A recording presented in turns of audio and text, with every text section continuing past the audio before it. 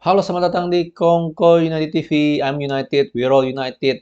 Gila, pagi ini banyak banget update berita Manchester United ya. Jadi, gue langsung mulai aja ya. Kalau nggak nih video bakal, wah bisa setengah jam kali ya kalau gue nggak mulai sekarang. Oke, dimulai dulu dengan akuisisi Manchester United for sale ya. Tapi sih ini gue bilang sih masih rumor banget lah ya ibaratnya ya. Karena belum ada kepastian 100% apakah Glazer mau menjual Manchester United ya. Dari Fabrizio Romano dibilang Sir Jim Ratcliffe ya mau membeli Manchester United ya. Kalau nggak salah Sir Jim Ratcliffe ini pemilik perusahaan yang namanya Ineos ya. Setahu gue sih Ineos itu bergerak di bidang kimia ya kalau salah ya. Jadi kalau udah pakai nama Sir sih harusnya orang Inggris ya, namanya Radcliffe lagi. Jadi ini possible. Jadi selain selain si Mas Elon, jadi ada Sir Jim Ratcliffe dari ini. Tapi sekali lagi, gue nggak bikin ini judulnya, oh Manchester United dijual, karena tanda kuncinya adalah kalau ya seperti kata si Fabrizio Romano, kalau ya Manchester United mau dijual, Sir Jim Ratcliffe itu potensial buyer ya. Bahkan ada rumor ya, nggak tahu benar atau enggak, si Glazer udah ngomong dengan konsorsium lah, konsorsium di apa namanya Apollo ya, nggak salah Apollo konsorsium lah. Ya jadi untuk menjual Manchester United. Tapi semua ini masih rumor karena tanda kuncinya adalah kalau Manchester United dijual. Ya. Jadi gue nggak terlalu excited sih untuk cerita berita seperti ini ya. Dan katanya kalau mau dijual pun harganya itu cuma 6 billion, cuma seperti yang gue bilang, berapapun harga yang dijual, 6 billion misalnya, itu harus tambah 2 billion lagi. Karena ya kita harus perbaiki Old Trafford ya, harus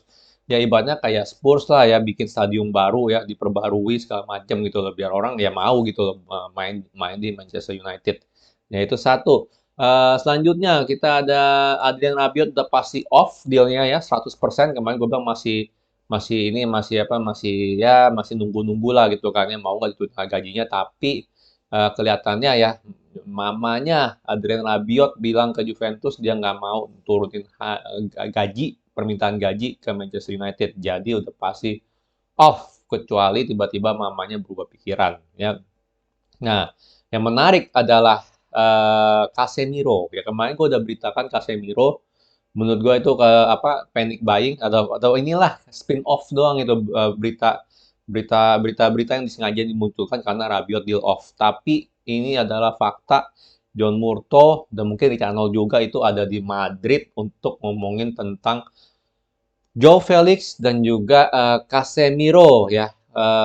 Oke, gue ngomongin dulu tentang Casemiro baru Joao Felix. Ehm, Gini, Casemiro, oke, gue baca banyak komen kalian lah ya. Begini-gini gue masih baca-bacain komen kalian, walaupun banyak yang gue nggak balas ya, karena ya capek juga balas 100 komen, bener nggak?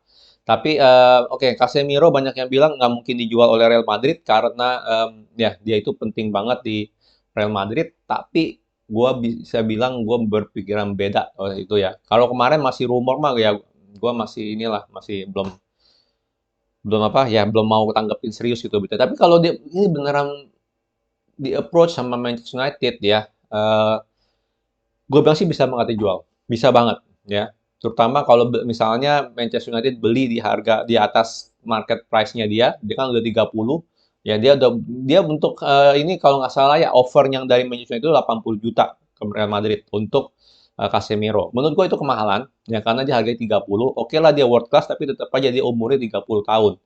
Ya, jadi gue nggak tahu, kita nggak tahu dia bisa main berapa lama lagi, 2 3 tahun lagi kah? Masih bisa kah? Dan yang nggak tahu Real Madrid tolong komen deh, ini orang suka cedera nggak? Gue nggak tahu deh soal dia suka cedera atau nggak.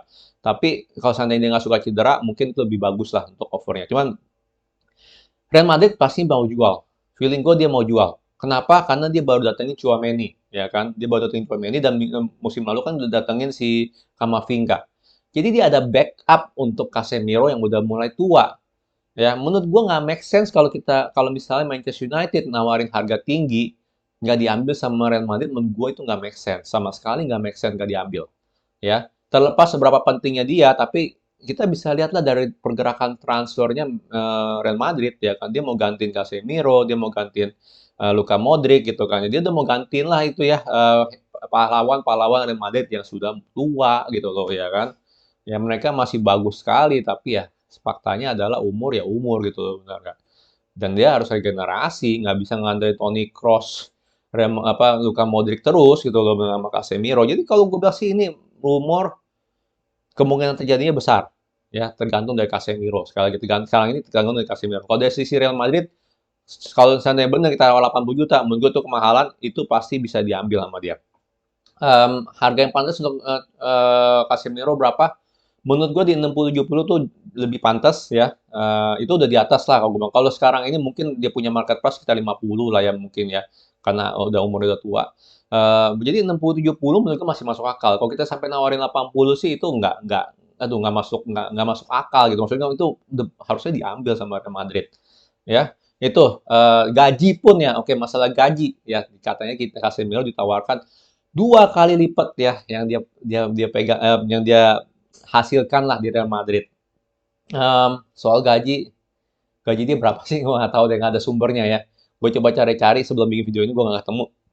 2 kali lipat. Ya, jadi udah desperate banget. Tapi untuk signing seperti ini desperate. Tapi menurut gue kalau dia rekor cederanya nggak jelek gitu ya. Menurut gue sih oke-oke aja. Ya, tapi sekali lagi nih 2 kali lipatnya gue nggak tahu harga berapa gitu loh. Ya, di gaji dia berapa. Kalau dia mungkin di 300 ada kali ya di Real Madrid atau lebih. Jadi jadi 600 sih. Gede juga sih kalau 600. Semoga aja itu masih rumor lah nawarin 2 kali lipat dari gaji. Yang pasti dia harus nawarin gaji yang besar untuk Casemiro, ya kan. Kalau untuk Casemiro lu bayar lebih dari yang apa yang dihasilkan sekarang, gue setuju. Ya kan, walaupun dia udah mulai tua. Tapi kalau untuk Adrien Rabiot, kayaknya sih nggak banget ya, itu sih nggak banget ya. Tapi Casemiro sih gue masih masih oke gitu. Tapi ya gitulah, kita lihat aja gaji berapa yang ditawarkan masih belum inilah belum fix banget. Ya jadi itu pendapat gue soal Casemiro. Menurut gue kalau harganya di atas harga pasar dia, menurut gue sih harusnya sih nggak masuk akal itu harus dijual sama Real Madrid. Ya terlepas seberapa pentingnya dia sekarang, tapi dia ada backup dari Casemiro dan Casemiro suatu saat juga bakal dijual gitu loh. Mumpung dia udah ada yang mau beli di atas harga pasar ya kan dan dia udah mulai tua Real Madrid harusnya jual ya tinggal tergantung Casemiro aja mau pindah atau enggak ya. Selanjutnya ngomongin siapa nih, Joao Felix ya. Joao Felix ternyata bener. Aduh, ini sedikit lawak kalau gue bilang ya. John Murto mau beli Joao Felix pada saat season udah dimulai. Ya, menurut gue sih ini kalau untuk ini sih gue bilang sih ini cuman apa ya, pencitraan kali ya. Karena lu nggak beli pemain kayak Joao Felix pada saat musim udah mulai gitu loh. Lu beli Joao Felix tuh dari awal. Ya, karena ini lebih besar lagi daripada beli Frankie De Jong. Lu membeli sebuah franchise player. Ya kan, membeli mukanya Atletico Madrid. Ya, sama juga lah kayak Real Madrid mau beli Mbappe, itu aja bisa gagal gitu loh. Lu planning jauh-jauh bisa gagal. Apalagi ya sama aja lu beli Joao Felix ya di sekarang-sekarang ini kecuali fantastis harga yang lu tawarin ya dia nggak bakalan jual. Nggak bakal jual. Lu ngabisin waktu doang gitu loh. Ya ngabisin waktu doang 100%. Mungkin dia bakal ngomongin sekalian jual Ronaldo, gua nggak tahu ya, tapi nggak bakal dijual gitu loh. Lu ngabisin waktu aja. Ngabisin waktu beneran. Jadi gue sih bilang ya, kalau nggak salah sih ditawarin 130 juta untuk Joao Felix, which is sangat kecil ya, jujur aja. 150 tuh harusnya merem, harusnya ditawarin 150 gitu loh. Untuk pemain kayak Joao Felix. Tapi ditawarin cuma 130. Jadi gue sih jujur Joao Felix sih nggak ada harapan sama sekali. Ini sama kayak kemarin gue ngomong lupain lah Joao Felix lah mendingan galau lebih baik mikirin beli yang lain ketimbang Joao Felix gitu loh ya karena udah tuh ya lu nggak tiba-tiba datang kucuk-kucuk ke Madrid ke Atletico Madrid ketok tutup gitu kan gue mau beli Joao Felix dong ini 130 itu kan lawak gitu loh bener nggak siapa lu gitu bener nggak ya kan jadi untuk Joao Felix sih gua sih sangat ya negatif lah nggak mungkin terjadi 100% ya.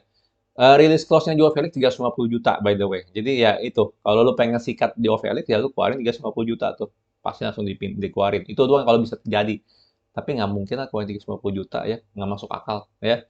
Mendingan lu beli yang lain gitu loh, ketimbang lu beli Joao Felix 350 juta gitu loh. Kecuali emang lu yakin dia pengen jadi mukanya Manchester United ya kan. Oke, selanjutnya ngomongin tentang Aubameyang ya. Jadi gua jujur kalau beli Aubameyang sih gue bilang sih nggak banget ya serius sorry. This guy dia punya attitude problem gitu loh. Gue nggak tahu ada masalah apa sama Arteta sampai dia harus dicopot dari ban. Kalau nggak salah dia nggak datang training suka telat bla bla bla. Jadi ini orang ini punya punya attitude problem ya. Gue bilang sih nggak, kita nggak butuh gitu loh ya tambah masalah di dalam tim. Ya untuk Pierre Aubameyang gue yakin lah dia masih ada kualitasnya gitu walaupun udah tua. Tapi gue bilang sih nggak banget lah gitu. Lo tim kita aja ini udah bobrok gitu kan, udah banyak toxic lah atau apalah, dressing roomnya aja masih belum kondusif. Lu tambahin lagi Aubameyang, ya sama aja apa ya lu semprot minyak ke api gitu loh. Jadi gue sih nggak setuju banget ya kalau kita beli Aubameyang mau gratis kayak mau apa kayak apapun alasannya gue nggak setuju banget ya. Em, Gua lebih milih, kalau seandainya benar rumornya itu Pulisic ya, Christian Pulisic juga katanya tertarik untuk, pindah, ya dia mau pindah lah intinya karena nggak dipakai sama si Tuchel. Jadi, itu gue lebih tertarik beli Pulisic timbang si Auba, jujur aja. Ya karena ya minimal dia pengen fight, dia pengen pengen ya dia masih pengen fight itu dan harusnya sih dia orangnya nggak neko-neko lah, nggak kayak Aubameyang. Ya cuman permasalahannya kalau Pulisic kalau nggak salah rumornya itu pengen di-loan. MU pengen nge-loan Pulisic, tapi Todd Bowley pengen jual. Ya, which is masuk akal. Todd Bowley kan benar-benar agresif banget ya di pasar. Beli, beli, beli, beli, beli, ya kan. Jadi itu, untuk Pulisic, gue bilang gue lebih milih Pulisic ketimbang Aubameyang dan semoga ya Aubameyang nggak terjadi ya. Serius deh. Parah loh. Lo kalau beli Aubameyang, gue yakin, aduh, makin rumor, berita-berita dressing room ya, makin makin makin kacau deh, gue bilang sih. Ya. Oke, selanjutnya ada, oke, kita ngomongin tentang kiper ya, sesuai dengan judulnya juga, apakah akhir dari De Gea ya. Jujur ini gue sih nggak pernah nyangka ya soal De Gea ya. Gue salah 100%. Gue pikir De Gea tuh masih bisa atau apa. Dan gue sih yakin masih bisa. Cuma pertanyaannya bisa beradaptasi nggak jadi kiper modern ya. Kalau dia masih umur 22, 25, menurut gue sih masih bisa diadaptasi. Ya, masih bisa. Tapi dia udah 30 lebih, men. Udah 33 atau berapa gitu kan. Udah tua sekali dia. Dan untuk kiper termahal ya, dengan gaji termahal gitu loh. Kayaknya sih apa ya, nggak masuk akal kalau dia itu jadi cadangan gitu. Sebenarnya ya kan. Cuman tapi dia kelihatannya sih benar kata kalian gitu loh. Dia tuh mungkin nggak cocok gitu loh dengan skema sistem sepak bola modern ya. Nanti gue bakal ngomongin lebih lah soal itu di preview ya, Manchester United melawan Liverpool. Tapi kelihatannya sih seperti itu ya, seperti ya, kelihatannya kalian benar gitu loh ya kan. Kelihatannya benar, tapi ya oke lah itu baru kemarin baru satu satu game. Cuma kalau kalian bisa lihat ya kalau kita tarik itu dari semua game-gamenya gitu, build up play nggak pernah mulai dari De Gea, selalu mulai dari ya kalau nggak Maguire, Lindelof gitu loh ya kan. Jadi kelihatannya sih benar. Ya, ini bukannya kelihatannya benar, udah pasti benar lah. Dia tuh nggak comfortable megang bola, dia nggak comfortable untuk apa ya? Mungkin nggak ada passing range-nya juga kali. Sorry, passing range ada, tapi mungkin dia nggak ada visinya kali. Dia mau kemana bolanya. Jadi seperti itu. Untuk itu kita udah ada dua ya dari Fabrizio Romano, Ilan Ilan Meslier dan juga siapa nih? Jan Sommer. Kalau Jan Sommer sih udah tua ya masalahnya 33 dari Borussia Gladbach. Mmm, Jujur kalau Jan Sommer sih itu berarti backup lah ya, 3-3 nggak mungkin gantiin De Gea dan beda kelas banget harusnya Jan Sommer sama De Gea. Mungkin dia lebih lebih mungkin dia pemain apa, sepak bola modern ya, kiper modern, tapi gua nggak tahu lah soal dia jujur aja. Tapi kalau seandainya kita tertarik sama kiper muda juga kayak ya Mesler gitu kan, berarti kan kita, wah apakah selesai gitu De Gea di Manchester United? Ya apakah selesai? Bisa banget loh ini selesai loh si De Gea. Maksudnya oke lah dia mungkin masih main atau dirotasi sama misalnya kalau itu jadi Ian Mesler ya. Walaupun ini dibilang lah untouchable ya. Mungkin bisa jadi gitu loh ya kan. Bisa jadi selesai. At least untuk musim ini dia mungkin masih main. Musim depan udah mulai dicadangin ya kan. Jadi kalau gue baca dulu ya berita Fabrizio Romano, Leeds nggak ada intensi untuk menjual Ian Mesler ke Manchester United ya kan, untouchable dan key part of the project ya, jadi nggak ya not for sale lah, makanya susah ya lu kalau udah last minute sih orang udah nggak mau jual, apalagi kalau dia mau beli tim inti gitu kan ya, berarti kan apa ya, misalnya tim inti lu jual lu kan lu harus kebakaran jenggot gitu loh, wah cari penggantinya mana nih, bener nggak, dan waktu cuma tinggal 12 hari lagi sampai akhir bulan.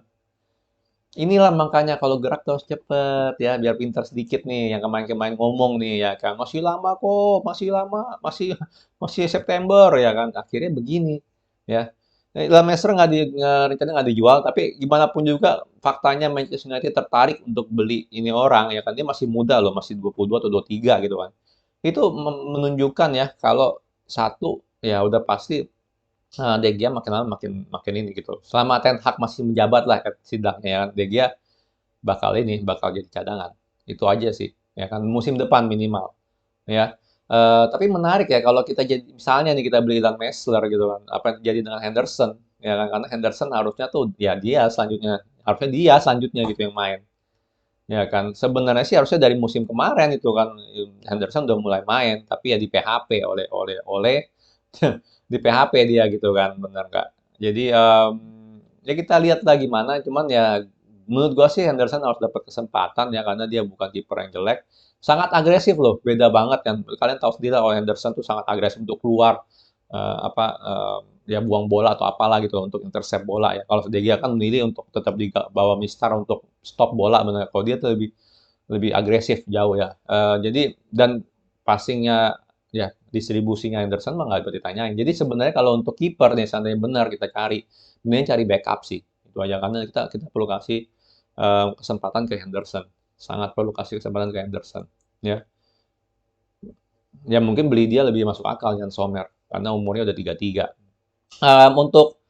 Untuk ini apa namanya ibaratnya lah kayak PSG gitu kan ya. PSG, oh Donnarumma jadi cadangan tahun pertama, tahun kedua si Keylor Navas jadi cadangan, benar nggak? Ya, Keylor Navas nggak mau, akhirnya dijual.